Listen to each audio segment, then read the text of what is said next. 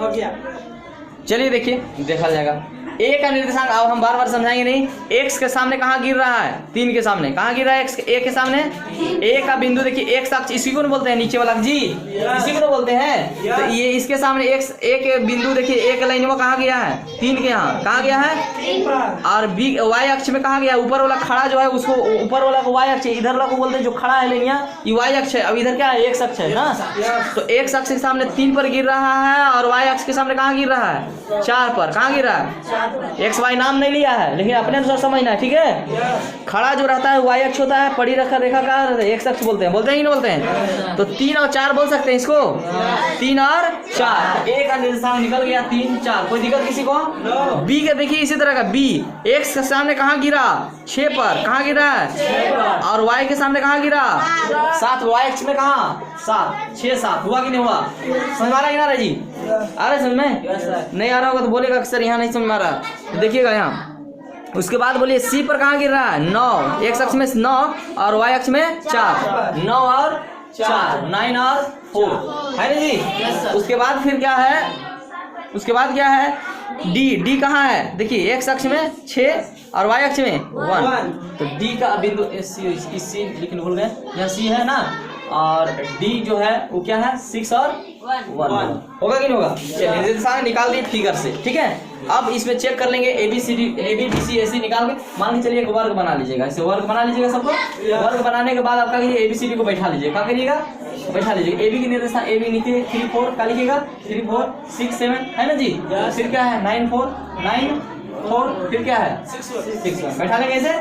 अब क्या कीजिएगा? पहले ए बी निकालिए। जब ए बी निकालिएगा तो x1 y1 होगा कि नहीं होगा? फिर बी सी निकालिएगा, तो x1 y1 x2 y2 है ना जी। जब सी डी निकालिएगा तो x1 y1 अभी x2 y2 होगा कि नहीं होगा? जब ए डी निकालिएगा तो x1 y1 x2 y2 रहेगा कि नहीं रहेगा? चारों निकाल लेगा, ऐसे निकाल लेगा जी। और चारों का अगर आंसर एक ही चीज आएगा, क्योंकि वर्ग के भुजा क्या होता है? चारों भुजा बराबर होते हैं कि नहीं होते? बोलो वर्ग के क्षेत्र, वर्ग के चारों भुजा का मान क्या होते हैं? बराबर होते हैं। जब चारों भुजा का मान बराबर होते हैं तो चारों का आंसर बराबर होना चाहिए। अगर चारों का आंसर बराबर होगा तो चंपा सही है, क्योंकि वर्ग बोलिए। और चारों के आंसर में कोई एकों का आंसर अगर हो जाता है समझो कि चमेली सही है, क्योंकि वर्ग नहीं होगा। हाँ, अगर चारों के आंसर आता है तो वर्ग सही है, वर्ग आएगा, और वर्ग आएगा तो चंपा सही है ना। जल्दी निकालिए, तो आप लोग के लिए दे दिए हैं। ए बी निकाल कर बताइए, बी सी निकाल कर बताइए, और ए सी निकाल कर बताइए। Sorry C D, A B B C C D, हाँ, और ए डी निकाल कर बताइए। कौन कौन निकालते हैं? जल्दी जल्दी निकाल कर देखिए। जो निकाल लेगा समझ लो वो सही इंसान है।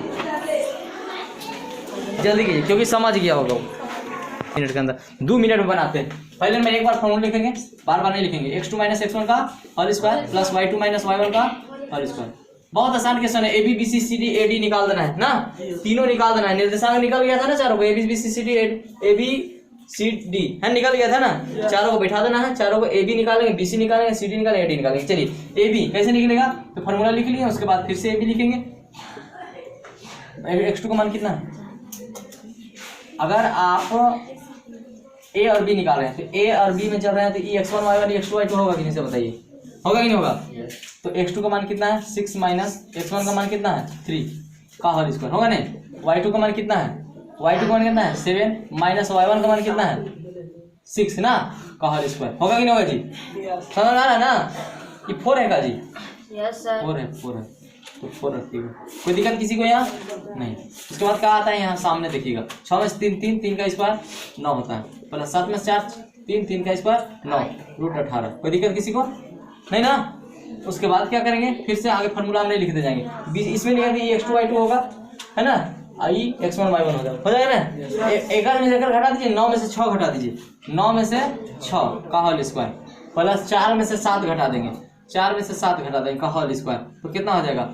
3 का स्क्वायर यूँ, 3 का स्क्वायर है, 9 प्लस 9 यूँ आया, यानी यूँ रूट 18 आया। बात सही कि नहीं है? इसी तरह से आप लोग इसको भी निकाल लीजिएगा। तो इसको में x1 में 6 में से 9 घटाएंगे तो -3 होगा, 6 में से 9 घटाएंगे, है ना। बात सही कि नहीं है? अब एक में से 1 में से 4 घटा देंगे, 1 में से 4 घटा देंगे तो का होल स्क्वायर कितना होगा? वही ना होगा जी। 3 का स्क्वायर 9, 3 का स्क्वायर 9 बराबर रूट 18। बार बार वही आ रहा है कि नहीं आ रहा से बताइए। एडी में कौन होगा? कौन होगा इसमें? तो 3 में से 6 घटाएंगे, 3 का होल स्क्वायर डायरेक्ट हम कौन बनाएंगे? 3 में से 3 में से 6, 3 में से 6 का होल स्क्वायर प्लस फिर 1 में से 4 तो का होल स्क्वायर कितना हो जाएगा, वही ना आएगा 9 + 9 होगा जी। तो कैसे तो इनकी गलती हो रहा था बताइए तो, 18 है कि नहीं, सब बराबर है कि नहीं। अतः क्या लिखेंगे, अतः ए बी बराबर बी सी, अरे हम क्या लिख रहे हैं, हाँ ए बी बराबर बी सी बराबर ए सी, यस अरे यार सी डी ना बराबर ए डी, सब चारों बराबर है। अतः वर्ग क्या है, वर्ग है। वर्ग कौन कहा था, चंपा चमेली, चंपा है। चंपा क्या है, सही है, चंपा सही। चलिए लिखिए, क्लियर। आप लोग नेक्स्ट वीडियो में मिलते हैं हम, ठीक है, नए क्वेश्चन के साथ। तब तक के लिए best of luck, God bless you.